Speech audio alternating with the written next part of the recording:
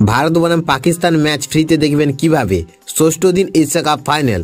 বন্ধুরা, আপনারা যদি দেখতে চান তাহলে ভিডিওটি শেষ অবধি দেখতে হবে, চ্যানেলটিকে সাবস্ক্রাইব করে একটা লাইক দিতে হবে এবং নোটিফিকেশন বেল আইকন দাবাতে হবে। এশিয়া কাপের ফাইনালকে ঘিরে এখন উত্তেজনা তুঙ্গে। চলতি আসরে একের পর এক জয় তুলে নিয়ে শক্তির প্রমাণ দিয়েছে টিম ইন্ডিয়া।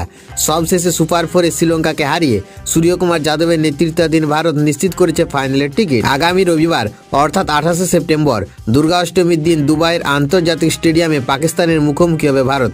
উল্লেখযোগ্যভাবে এশিয়া কাপের 41 বছরের ইতিহাসে প্রথমবার ফাইনালে একে অপরের বিপক্ষে নামছে ভারত পাকিস্তান। তাই ম্যাচের গুরুত্ব অনস্বীকার্য।